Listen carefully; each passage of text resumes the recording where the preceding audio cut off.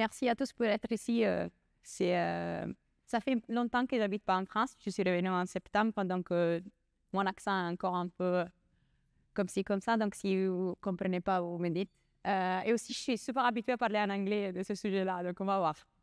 Alors, de quoi on parle ce soir? On parle de l'Observatoire SCA et surtout de qu'est-ce qui est important pour moi, quelle est la recherche qu'un groupe énorme de gens veut faire avec cet observatoire qui est en recherche sur la cosmologie. Donc, on va commencer petit à petit à se poser des questions. Voilà, ça, vous l'avez vu, si vous aimez les étoiles, vous savez que tout a commencé parce qu'il y avait des choses récurrentes que les gens voyaient dans le ciel et cherchaient de comprendre quel était le moment meilleur pour planter, et comprendre, ils ont commencé à comprendre les saisons et tout. Et petit à petit, est devenu en science très grande, avec un nom très beau qui s'appelle l'astronomie. Et quand on parle d'astronomie, on réfère tout l'étude de tout, qu'est-ce qu'on voit. Après, on va voir qu'est-ce que ça veut dire voir dans les ciels. Mais en particulier, ce qui m'intéresse à moi, et c'est des questions très, très difficiles, et c'est magnifique que ce soit devenu en science. C'est vraiment depuis pas longtemps que c'est devenu vraiment en science qu'on peut faire des observations, parce qu'on va voir, ça concerne des distances énormes, donc des choses difficiles à voir depuis juste la Terre. Et donc, on s'occupe de cosmologie ce soir. La cosmologie, c'est l'étude de l'origine et développement de l'univers dans son ensemble. Bien sûr, on n'est pas capable de comprendre tous les petits détails, mais on cherche de comprendre ce qui se passe dans l'univers dans la grande échelle, les grandes phases de développement de l'univers. Et bien sûr, c'est une discipline très liée avec deux autres disciplines, la physique des particules, le plasma, mais surtout les maths et les statistiques. Et on ne va pas rentrer dans les détails ce soir, mais l'idée de comprendre quelque chose dans l'ensemble, ça veut dire qu'on a besoin de beaucoup de données, de comprendre de grands volumes, de comprendre donc d'un point de vue aussi statistique qu'est-ce qui passe dans l'univers. Alors, un petit peu d'histoire. Je suis sûre qu'il y a des gens qui connaissent ça mieux que moi, mais c'est juste pour passer un peu le message, que ce n'était pas facile de comprendre jusqu'au début combien grand était l'univers. À un moment donné, on a compris que le Soleil était au centre. On va voir qu'est-ce que ça veut dire le centre après. Mais on croyait vraiment que le Soleil c'était au centre, ce n'était pas la Terre que c'était au centre. Mais le système c'était pas très grand, était fini. À un moment donné, il y avait la fin de l'univers. Et après, d'un point de vue philosophique, par exemple, on a commencé à penser, est-ce que ça c'est vrai? Et donc, par exemple, il y avait Giordano Bruno, qui, pas seulement, il croyait que Copernico avait raison, mais aussi commençait à penser d'un point de vue philosophique qu'il y avait beaucoup plus que juste notre système solaire, que juste les choses qu'on voyait autour de nous. Et donc, c'était un univers sans bord, ni centre, et un centre qui est partout. Et c'est vrai aussi maintenant, cette idée de centre partout, on va voir, ça s'appelle le principe cosmologique. Et c'était juste un point de vue philosophique qui me plaisait ça. Et avec lui, cette belle phrase que moi je trouve très belle, donc l'univers d'un étendue infini, peuplé d'innumérables systèmes planétaires avec la vie, ça encore on ne sait pas. Moi je ne veux pas rentrer dans les détails, mais ce qui est par exemple un des recherches que le Square Community veut faire, c'est de chercher s'il y a de cradle of life, s'il y a de signes de vie quelque part. On ne va pas parler de ça ce soir, mais voilà, c'est aussi ça qu'on cherche maintenant. Donc, c'est passé beaucoup des années et je trouve ça très intéressant. Après, bien sûr, il y a eu des noms très importants qui ont commencé à comprendre des choses. Ils ont mis beaucoup de maths dans la compréhension de ce qui passait autour de l'univers. Et le passage plus important, c'est bon. Le passage plus important pour comprendre comment devenir en science, on va y arriver. Hein. Ça va, vous m'entendez bien? OK. Le passage plus important, c'est l'introduction. C'est pour moi. C'est l'introduction du télescope. Parce que pour devenir en science, quelque chose a besoin de données. Et pour avoir des données, il faut des instruments. Et donc, il fallait commencer quelque part. Et Galilée, c'est un des premières qui a commencé à utiliser des instruments pour comprendre mieux ce qui passait autour de lui. Et donc, voilà, il a observé des choses super importantes, les lunes de Jupiter. Mais nous, pour nous, ce soir, c'est important parce que ça le commencement de l'introduction des instruments à l'astronomie. Et bien sûr, après, il y a Newton et tout les maths qui vient avec. Et ça, tout ça, avec tous ces gens tous ensemble, c'est la naissance de la cosmologie moderne. Et donc, c'est vraiment ce passage depuis quelque chose de défini parce qu'on n'avait pas de données. Après, ils arrivent des données, on commence à se poser des questions scientifiques et philosophiques et la cosmologie commence. Donc, vu qu'on commence à prendre des mesures des choses plus loin, des choses tout autour de nous, ce n'est pas juste les mesures qu'on prend sur la Terre. Donc, ce n'est pas facile d'utiliser les mêmes instruments qu'on avait, les mêmes unités de mesure qu'on avait avant. Et juste pour vous donner une idée, je trouve ça très intéressant. Voilà, si on parle juste de la Lune, encore, on peut utiliser les kilomètres. C'est 400 000 kilomètres depuis ici et la Lune. Mais si on commence à penser au Soleil, le Soleil est beaucoup plus loin. C'est 550 millions de kilomètres. Et c'est tellement important la distance Terre-Soleil pour toutes les raisons, aussi pour comprendre les mouvements et pour comprendre comment inventer des façons pour prendre les mesures des distances. Et on l'appelait unité astronomique. Et donc, l'unité astronomique, c'est très utile dans notre système solaire. Et jusqu'à Saturne, c'est beaucoup de kilomètres, si on exprime en kilomètres, c'est 10 unités astronomiques. Mais après, si on commence à penser à le système plus proche qu'on a du nôtre, c'est Alpha Centauri, ça commence à être beaucoup d'unités astronomiques. Et donc, qu'est-ce qui s'est passé? C'est que les astronomes, ils ont commencé à utiliser un autre concept de distance, donc ça s'appelle en lumière, mais c'est en fait en distance. C'est la distance que la lumière, qui est en vitesse finie, on va revenir sur ça, fait dans les temps d'une année. Et donc, ce système solaire proche est à 4,3 années-lumière de distance de nous. OK? Et c'est très utile. Par exemple, Betelgeuse, qui c'est dans Orion, la constellation d'Orion, c'est 642, le nombre on va voir, soit 642, merci, années-lumière. Le nombre, vous pouvez lire sur les slides, après moi je le dis en anglais sinon. Hein. Alors, pourquoi tout ça c'est important? Vous voyez comment on commence à devenir grand dans les distances. Par exemple, ça, c'est notre galaxie. Bien sûr, c'est juste un petit dessin de ça.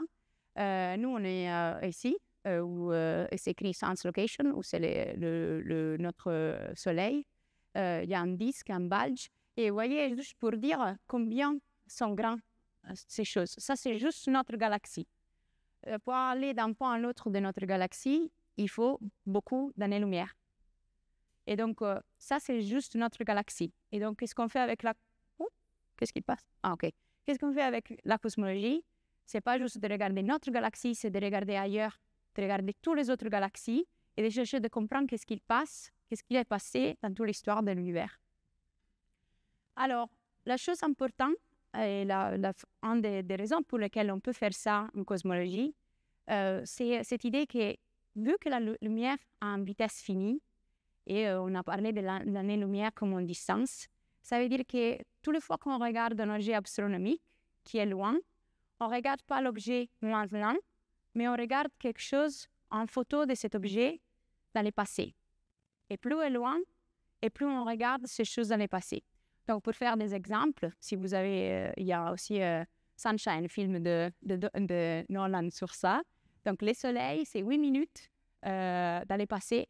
Donc, chaque fois qu'on regarde le soleil, on voit le soleil comme il était, ça fait 8 minutes, parce qu'à une certaine distance. Et si on commence à regarder des objets qui sont encore plus distants, par exemple, on a parlé de Betelgeuse tout à l'heure, et donc ça veut dire que vu que la lumière met 642 années-lumière pour arriver, on va voir, on est en train de regarder Betelgeuse dans le passé, exactement à ce nombre.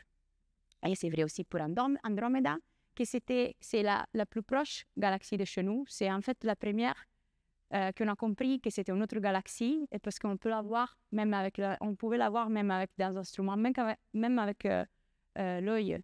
Et on croyait que c'était un petit nebula, mais après, on a commencé à comprendre que c'était juste notre galaxie, comme la galaxie, la Milky Way, la nôtre, la Via lactée, je vous ai montré tout à l'heure. Et donc, imaginez les distances énormes on est en train de parler. Et donc, la lumière nous ramène des images de loin, donc on peut regarder l'univers dans le passé et on peut apprendre des choses de qu'est-ce qui s'est passé, même si on n'était pas là.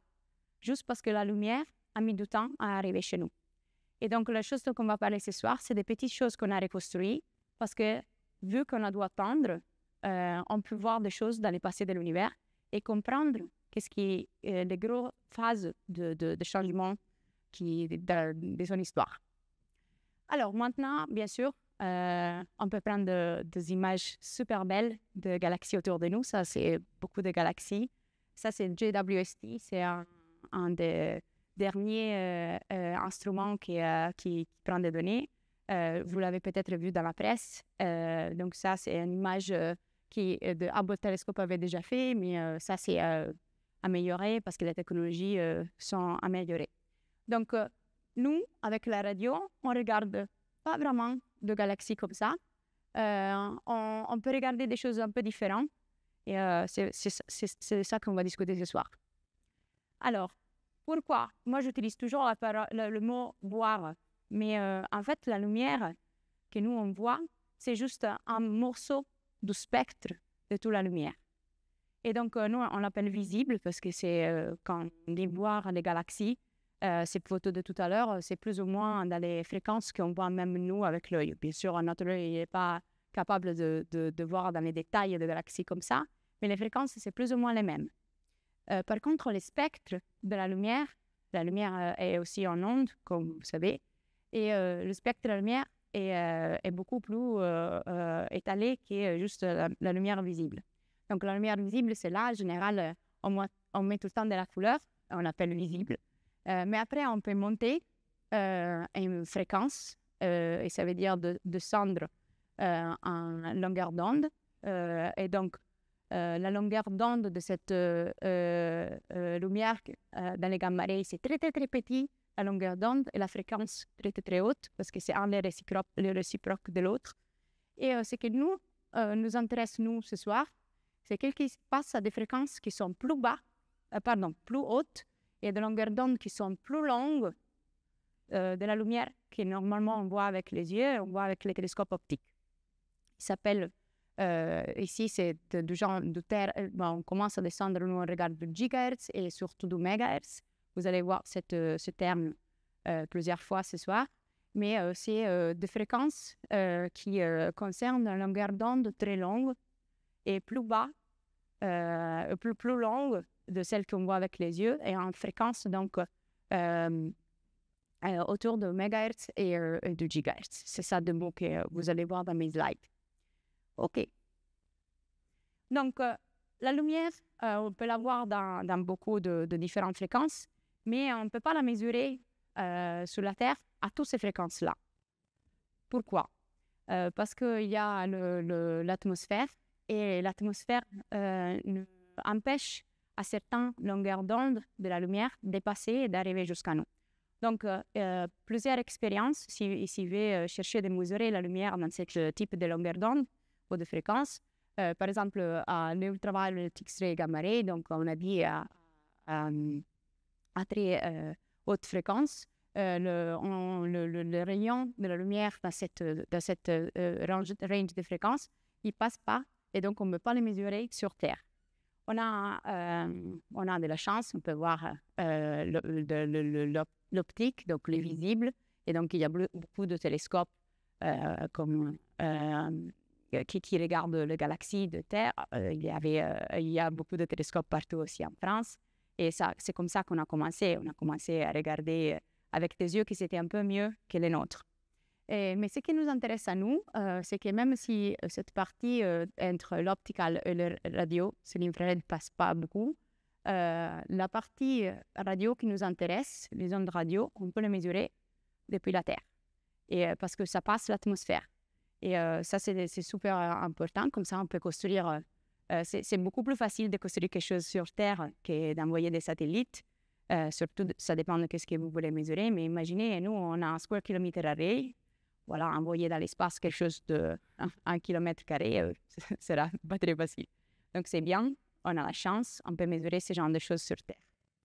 Et voilà, donc c'est ça de quoi on s'occupe ce soir, le spectre de la lumière. On ne s'occupe pas de l'optique, on s'occupe de la partie qui s'appelle la radio. Il s'appelle radio parce que c'est la même de la fréquence de la radio. OK. Donc, un petit peu d'histoire sur l'astronomie radio. Bien sûr, c'est beaucoup plus que ça. Moi, je prends 2-3 facts que je trouve intéressants. Donc, première, au début des années 30, ça c'est au laboratoire Bell. Et c'est un scientifique très connu dans la radio qui s'appelle Karl Jarsky, construit une antenne pour recevoir des ondes à 20 MHz, donc très bas, ce régime de radio qu'on a parlé tout à l'heure. Donc ça, c'était sa première antenne. C'est la première fois qu'on mesure des ondes radio. Voilà, vous allez voir, il y a beaucoup de différents types d'antennes radio. Les gens deviennent un peu fous, différentes façons de construire des antennes radio. Ça, c'était la façon comme Bell avait fait. Et ici, vous voyez un autre télescope radio. Et donc, vous voyez qu'il y a beaucoup de différences. Chacun fait un peu comme il veut. Et un fact que je trouve très intéressant, pendant qu'ils étaient en train de construire, pendant la Seconde Guerre mondiale de télescopes, en fait, ils croyaient avoir détecté les Allemands qui avaient trouvé un code particulier. Tout le monde était inquiet. Mais finalement, ce n'était pas ça. Ce n'était pas les Allemands. Ils avaient trouvé la radiation radio qui vient du Soleil. Et donc, voilà, donc on a commencé à comprendre qu'il y a beaucoup d'objets dans l'univers qui émettent un radio. Et après, dans les années, l'astronomie a progressé énormément. Voilà, je n'ai même pas le temps de passer tout le découvert. Juste parce que je trouve que c'est toujours bien de nommer les femmes qui ont fait de la science super intéressant.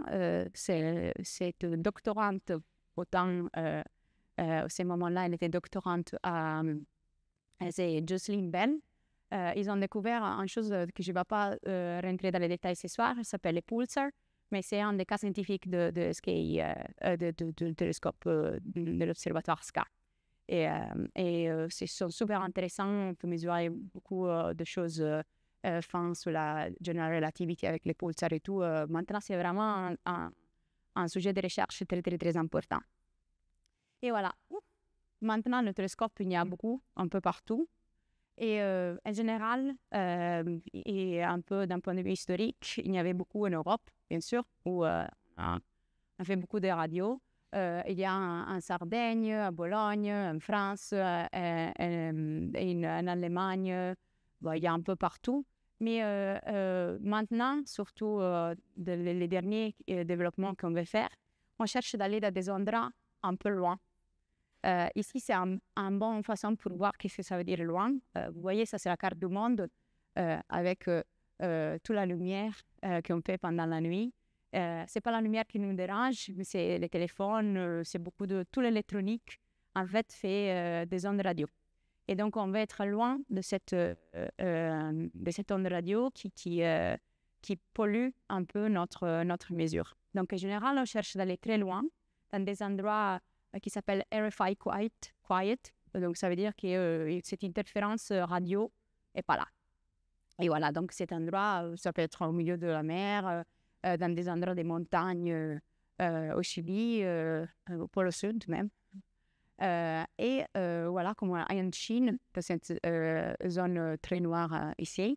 Et comme on a dit un peu tout à l'heure déjà, pour DSKA, on va voir une partie du télescope en Afrique du Sud, au milieu de Karoo Desert, donc vraiment loin de tout, et en partie dans le désert en Australie. Et voilà, donc ça va être un double télescope. Donc, la partie en Australie, ça va s'occuper de fréquences très, très, très bas, donc 50 MHz même. Donc, on va voir pourquoi ça, c'est super intéressant pour nous. Et va être composé dans des petites antennes. Je vais vous montrer des photos qui ressemblent de bizarres arbres de Noël. Beaucoup de cette antenne. Et voilà, ça va être aussi ici au milieu du désert. Et on ne va pas rentrer dans les détails, mais c'est très important que c'est étalé un peu partout. Et en fait, la distance, ça va être beaucoup de cette antenne organisée dans des cercles. Et la distance dans ces cercles, ça va être aussi grand que 74 km. Donc, ça va vraiment être étalé partout dans les déserts en Australie.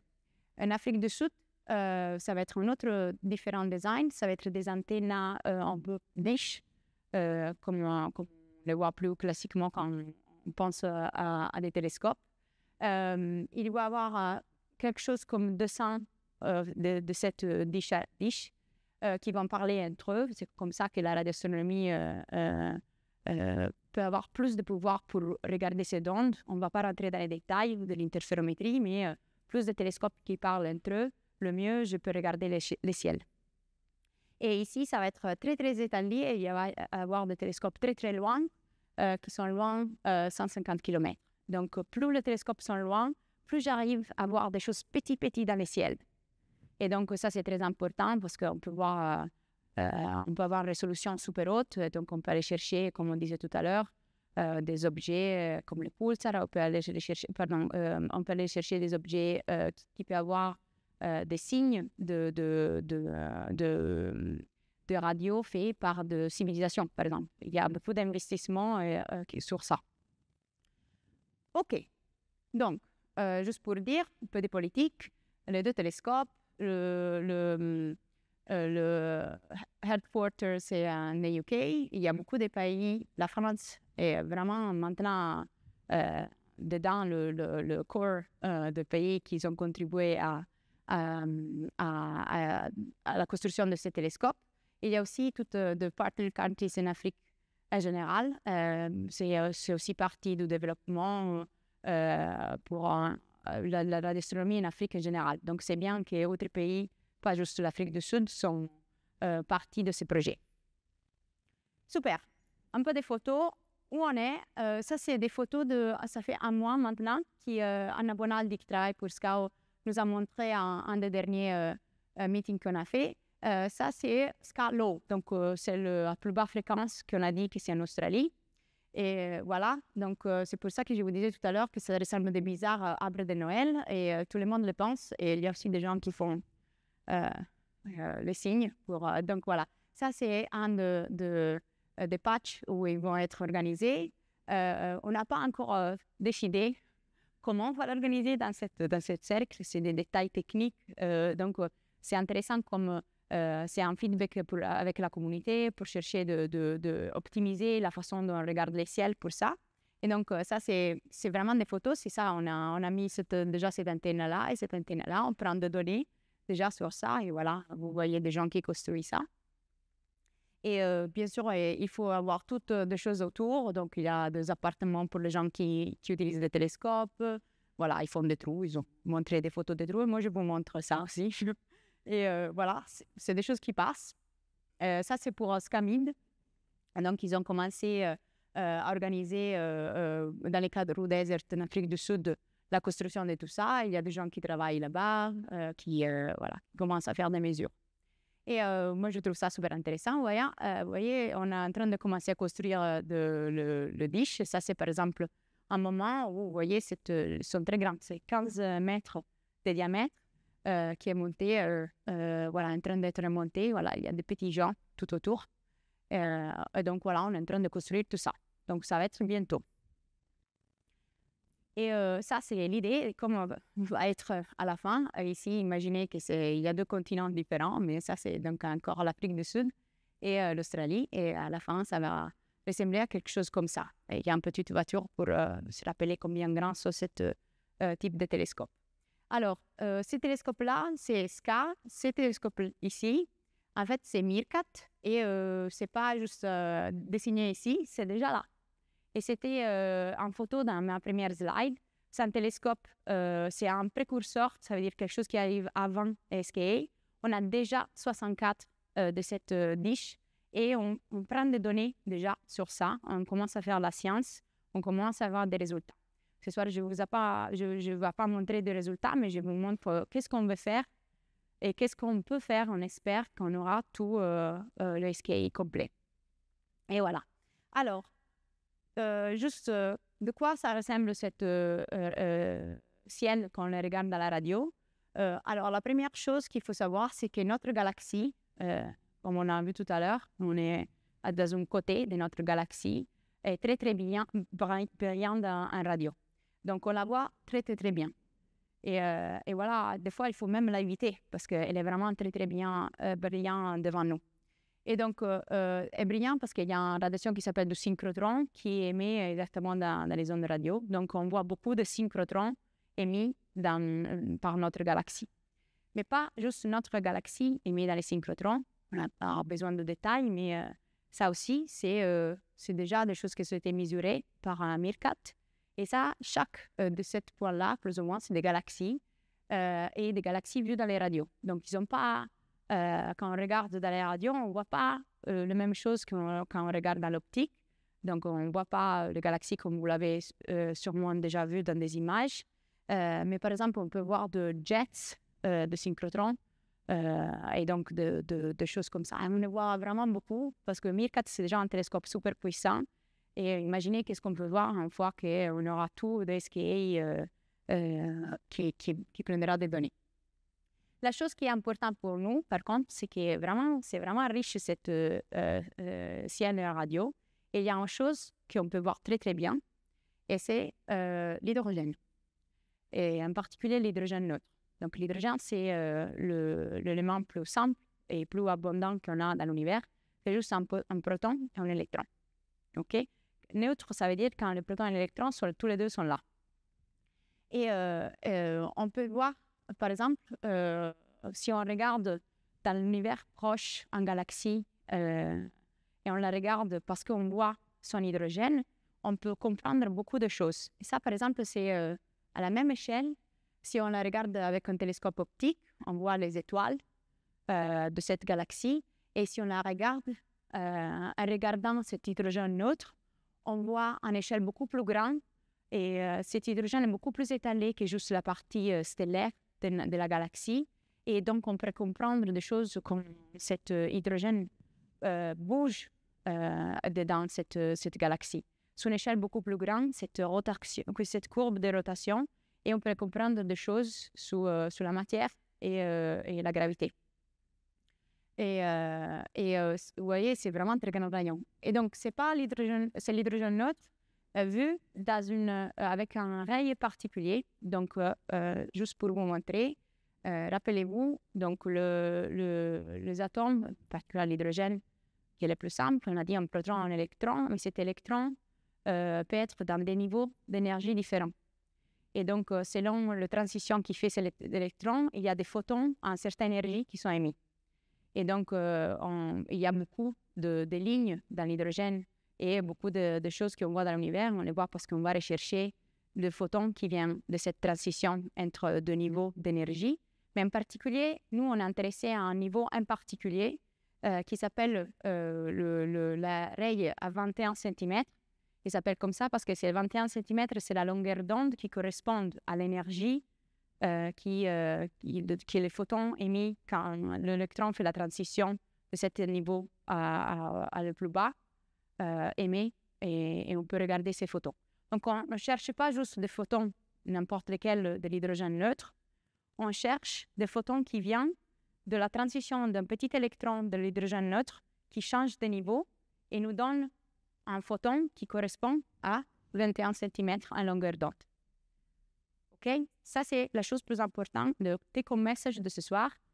La radioastronomie est très intéressée à des photons à 21 cm. C'est tellement intéressant que mon sujet de recherche s'appelle 21 cm cosmology. Cosmologie à 21 cm. Et on va voir pourquoi. Et donc, c'est une transition pour qui a déjà parlé de ça, s'appelle hyperfine, c'est-à-dire qu'elle est très, très rare. Ça arrive presque jamais. Mais il y a tellement d'hydrogène qu'on le voit quand même. OK, maintenant, il faut qu'on passe à des choses un peu plus de cosmologie. Le concept de redshift, on va voir pourquoi c'est intéressant pour nous et pourquoi on va en discuter ce soir. Alors, en général, si on mesure de galaxies, on les mesure parce qu'il y a des éléments dans cette galaxie. Et en fait, on peut voir de raies d'absorption provenant de cette galaxie. Donc, on sait qu'il y a des éléments, il y a des photons qui sont absorbés dans des lignes qui ne sont pas le 21 cm en général. Juste imaginez des électrons qui changent de niveau d'énergie. Et donc, on peut voir dans des spectres qu'il y a eu des absorptions. Ça, ce n'est pas très important de comprendre les détails, mais juste qu'il y a une longueur d'onde dans laquelle, en général, cette absorption advient si on regarde si on est dans les mêmes frameworks où la chose passe. Donc, ça s'appelle la règle qui est mesurée en laboratoire, on l'appelle lambda emitted. Et après, mais si c'est une galaxie lointaine, on mesure la même longueur d'onde et en fait, la réponse est c'est pas gagné et on va voir pourquoi. Et des fois, on observe pour la même raie en différentes longueurs d'onde.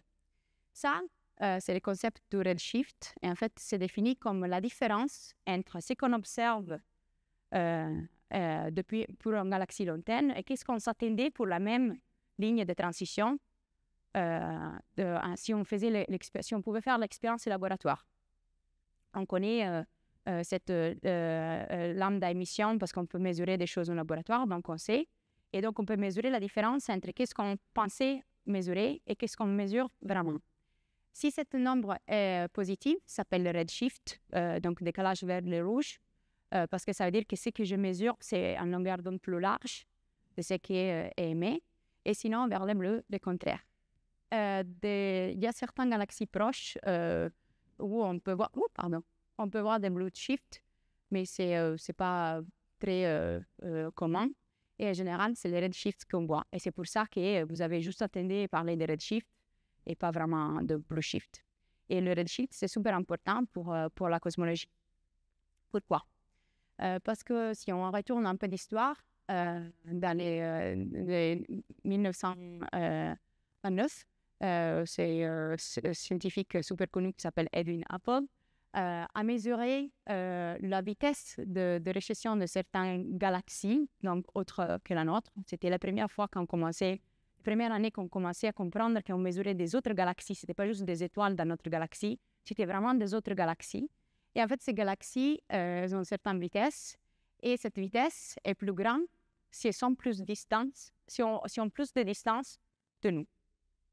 Et donc, si on peut l'imaginer un peu dans une petite cartoon, c'est nous, notre galaxie, et après, plus sont loin des autres galaxies, plus je mesure en vitesse qui est plus grande. Donc, l'explication de tout ça, c'est que l'univers n'est pas statique, mais l'univers est en expansion. En fait, on va voir, il y a plusieurs façons pour le voir, mais je voulais juste vous convaincre, imaginez s'il y a des choses qui plus sont loin, plus sont vite, et donc ça veut dire que les choses, que l'univers est en expansion.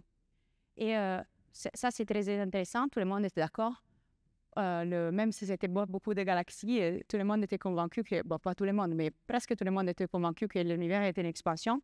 Mais par contre, on n'était pas convaincu de comment il était en expansion.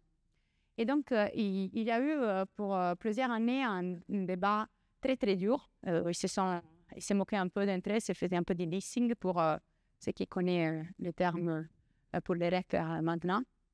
Et c'était ce groupe de Steady State Universe contre les gens qui avaient une théorie qui, pour se moquer de cette théorie, on a commencé à l'appeler la Big Bang Theory. Parce que c'était comme s'il y avait un grand éclat à un moment donné, on ne comprenait pas pourquoi. Donc, dans les steady state, qu'est-ce qui passe? C'est que l'univers s'expande, mais on ne pouvait pas comprendre cette idée que l'univers changeait pendant qu'il s'expandait. Donc, tout devait rester assez similaire.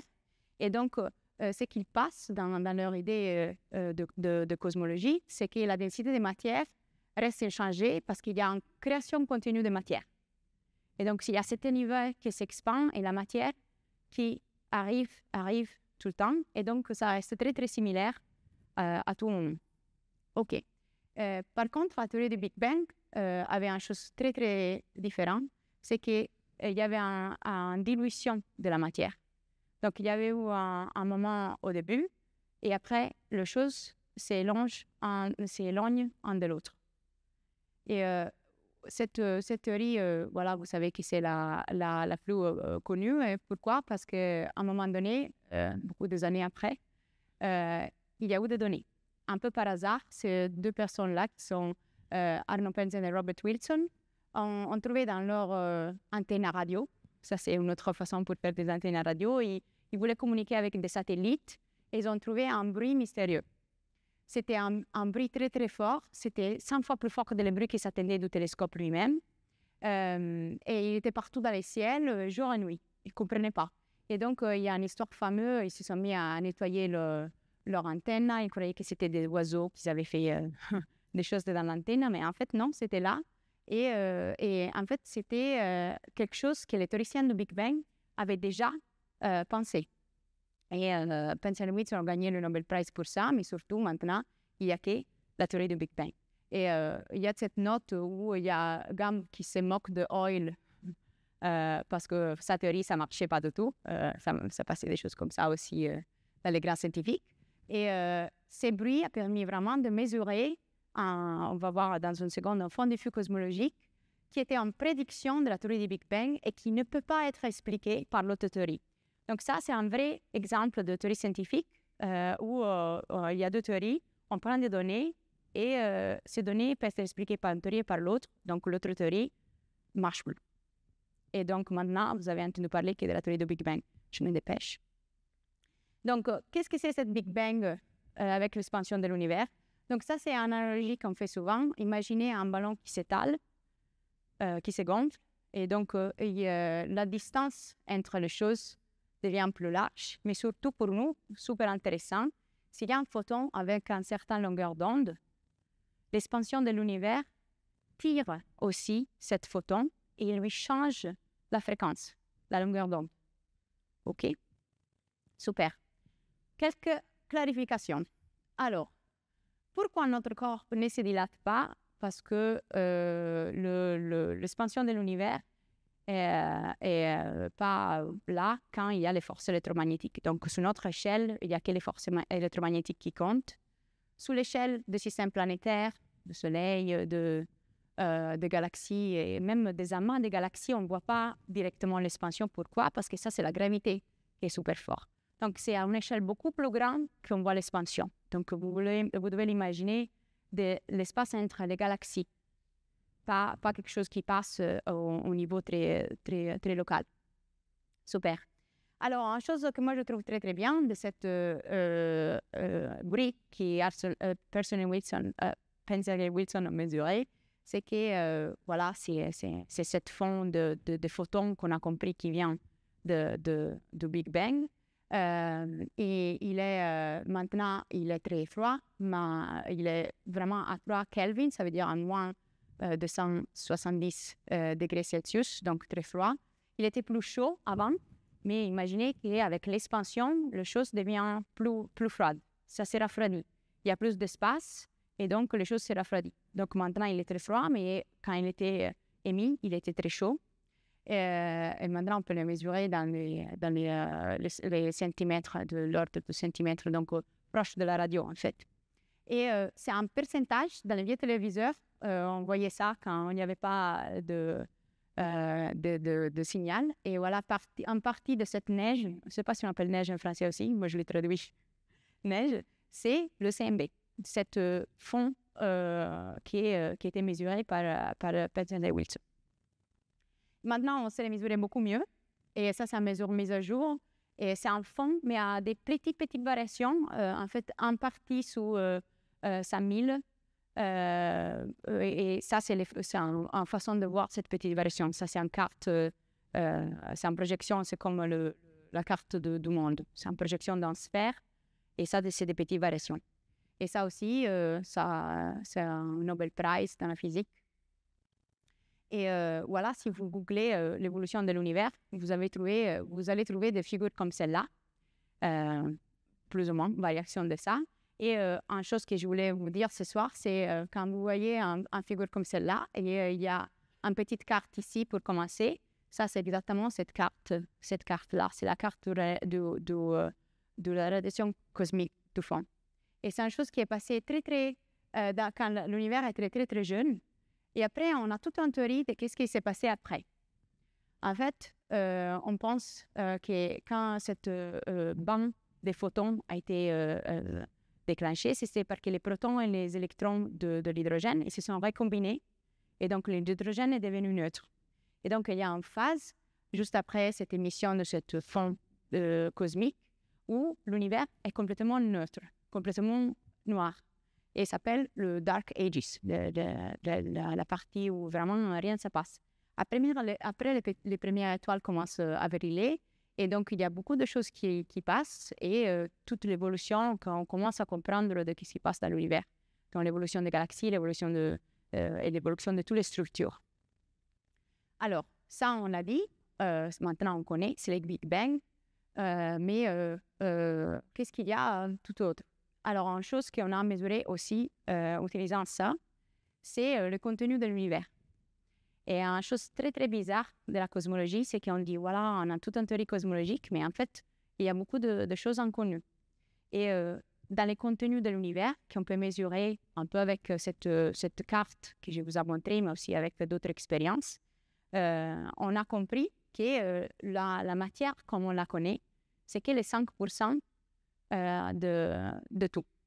Dans ces 5%, il y a toutes les choses que vous pouvez imaginer. Il y a les étoiles dans les galaxies, il y a les étoiles entre les galaxies, il y a la matière entre les galaxies, mais la matière qu'on connaît. Et c'est que les 5%. Après, on a compris que pour structurer l'univers comme on le voit maintenant, il faut quelque chose d'autre. Et il faut créer cette structure, cette structure filamentaire s'appelle, et cette structure est créée par la gravité.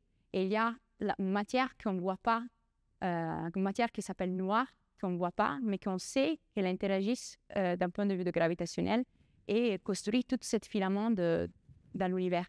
Ça s'appelle le dark matter, la matière noire. Et on pense que le contenu d'énergie de l'univers, matière noire, c'est le 25%.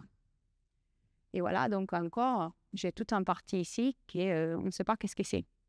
Alors, si on retourne ici, on peut voir dans cette image un petit peu, mais si vous googlez évolution de l'univers, vous allez trouver des choses qui deviennent très grandes. Pourquoi? Parce qu'on a compris que l'univers, ce n'est pas juste une expansion, mais c'est maintenant, ça commence en expansion accélérée. C'est une chose qu'on ne s'attendait pas. Parce qu'on s'attendait qu'il y avait le Big Bang après l'expansion, et cette expansion, en fait, ça devait ralentir. Naturellement, on s'attendait à ça. Mais on n'a pas trouvé ça dans les données. Dans les données nous disent qu'il y a quelque chose d'autre et que cette expansion de l'univers est peut-être accélérée. Okay? Donc, cette accélération est peut-être, on pense, d'une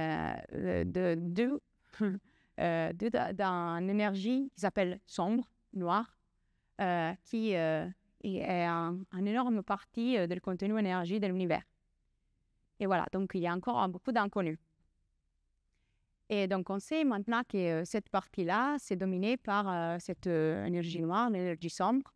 Et on a des données sur ça, mais encore on n'a pas compris grand-chose. Et donc, juste pour vous dire, cette partie-là, on l'a mesurée avec plusieurs satellites aussi. On a des télescopes sur Terre, parce que cette partie-là, on peut voir sous les satellites et sur Terre. Donc, on a beaucoup de mesures de cette renouvellement relique du Big Bang. On a commencé à faire de catalogues de volume très grand de l'univers, plus ou moins local, avec deux télescopes optiques. Mais aussi, si je voulais nommer Euclide, je pense qu'il y a une autre conférence sur ça.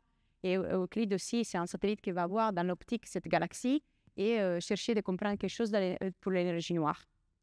Mais le problème de cette image, c'est que voilà, on a toutes des théories, qu'est-ce qui passe aussi au milieu, mais on n'a pas vraiment beaucoup des instruments qui peuvent voir ça.